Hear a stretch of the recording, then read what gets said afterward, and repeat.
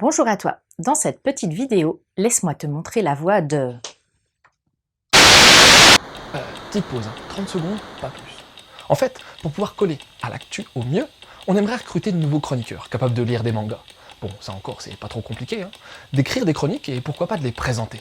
Bon, rêve pas, hein, on fait ça bénévolement, alors t'attends pas à gagner de la thune non plus. En tout cas, si t'es intéressé, tu peux mailer à l'adresse qui s'affiche et je me ferai un plaisir de t'expliquer comment on s'organise. Et voilà, tu vois, 30 secondes, franchement, on est large. Hein. Allez, je te laisse en bonne compagnie. À plus. Doppelganger. T'as déjà croisé ton sosie, toi? Ton double? Un autre toi?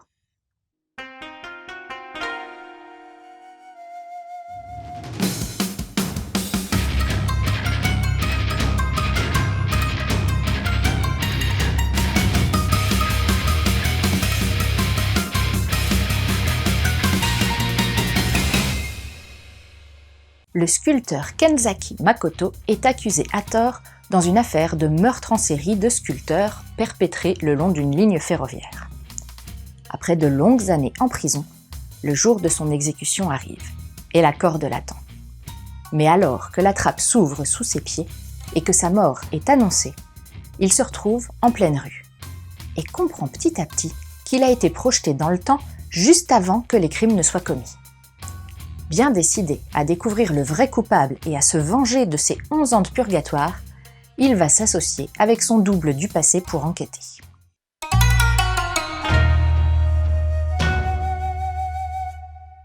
Le dessin de ce manga est très contrasté comme je l'aime. Il y a beaucoup de noir, de nuances de gris, de jeux d'ombre. Et comme c'est un thriller plutôt sombre, ça colle bien. Le trait est dynamique avec beaucoup de détails dans les décors, les vêtements, les personnages, chevelure, pilosité, taches de rousseur, grains de beauté.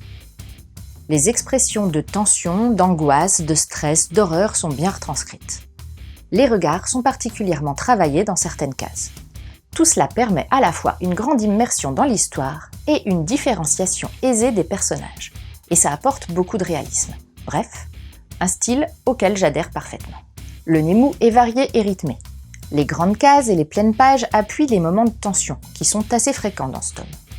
J'ai particulièrement apprécié les choix de valeur de plan, avec beaucoup de cadrage sur des détails. Ça souligne l'ambiance ou donne une dynamique, en décomposant une action ou un mouvement par exemple. Les gros plans alternent avec les plans larges qui donnent à voir le contexte et l'environnement. Dans les moments de flashback, pas mal de cases comportent aussi des accumulations de coupures de presse avec des articles sur les meurtres ou l'arrestation de Kenzaki. On réalise combien celui-ci est obnubilé et oppressé par cette affaire qu'il a dû ruminer pendant ses 11 longues années de détention. Ce thriller en 4 tomes est publié chez Kase Manga, dans la collection Kase Seinen. L'objet en lui-même est classique de chez Classique. Tout en noir et blanc. Papier standard avec une très légère transparence, jaquette en papier glacé. L'illustration de celle-ci est la même que sur la jaquette japonaise. Elle représente les 2 versions de Kenzaki Makoto. Pour les lettrages, les choix de couleurs et de position sont par contre différents. Les onojap ont été conservées et traduites, mais les bruits de bouche sont tous traduits sans conserver la forme d'origine. Tout, respiration, raclement de gorge, tu vois.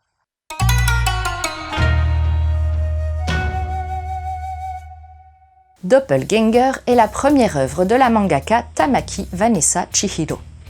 Le titre a été publié au Japon en 2014-2015 dans le magazine Young Jump des éditions Shueisha.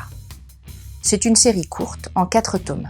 Depuis 2018, elle travaille sur Tonari no Akujo, la méchante d'à côté, une série courte également. Ce sont les éditions Kase Manga qui publient ce titre en France. Les sorties seront relativement rapprochées, ce qui permettra d'acquérir tous les tomes sur 9 mois. Doppelganger est un mot provenant de l'allemand. Le double, doppel, qui nous précède, ganger. Il est présent dans la fiction, le folklore ou encore dans la mythologie germanique et nordique. Il a une connotation clairement maléfique. Le fait de rencontrer son double annonçant généralement notre mort imminente. Dans ce premier tome, un des points culminants est la rencontre des 2 versions de Kenzaki Makoto. La jeune version n'a évidemment pas gobé l'histoire de son lui du futur aussi facilement que ça. L'aspect en miroir des personnages est bien travaillé. Il s'agit à la fois de la même personne, avec des traits de personnalité, des valeurs, des attitudes similaires, mais le poids de l'affaire et de l'emprisonnement a marqué et noirci le Kentucky du futur, tant physiquement que psychologiquement. Aussi, leur motivation à résoudre l'enquête est différente. On perçoit également les conséquences possibles du retour de Kentucky dans le passé. Des échanges entre lui ou sa jeune version de lui avec les victimes ou l'enquêteur pourraient modifier les événements ou les conclusions de la police ou au contraire les précipiter. Les personnages secondaires sont posés progressivement. On découvre certaines des futures victimes ainsi que le policier qui arrêtera Kentucky. Enfin, quelques scènes particulièrement dérangeantes présentent un mystérieux personnage qu'on présume être le réel assassin, artiste également, et assurément psychopathe. Ce premier tome s'arrêtant avant le premier meurtre, le suspense est à son paroxysme et la hâte de découvrir la suite se fait sentir, même si on suppose quand même que les doubles ne sauront pas éviter tous les meurtres, sinon ce serait trop facile. Les ingrédients d'un bon thriller sont donc ici rassemblés avec une esthétique accrocheuse. Les 3 tomes suivants nous diront vite si la recette est bien un succès. Pour les conseils de lecture, j'ai extrait 3 grandes thématiques de Doppelganger pour te proposer un titre en lien avec chacune. Tout d'abord, le voyage dans le temps, avec Erased de Sam Beckey. Le personnage principal a le don de pouvoir revenir dans le passé, juste avant un accident ou un drame, lui permettant de les éviter.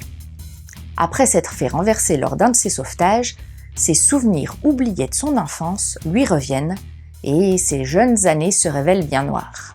Ensuite, la rencontre avec son double, avec Man in the Window de Masatoki. Shuhei se voit fixer un mystérieux rendez-vous par la fille qu'il aime en secret. Mais quand il arrive au bout de la ruelle sordide, c'est son lui de 3 ans plus tard qu'il découvre derrière la fenêtre de l'immeuble du rendez-vous. Sa vie n'a visiblement pas tourné comme il souhaitait. Les échanges avec son lui du futur vont-ils lui permettre de faire tourner la roue? Et enfin, la vengeance avec Hikos, un autre thriller surnaturel de Sam Beckey. Après la mort de ses parents, mais surtout l'enlèvement de son jumeau, Senri, le jeune Kazuto est bien décidé à retrouver l'homme à la cicatrice, qui lui a enlevé celui qui lui était le plus cher, et à le tuer. Et voilà, c'était Edaria, j'espère que cette petite chronique t'aura plu et donné envie de lire Doppelganger. Je te laisse et continue de suivre la voie du manga.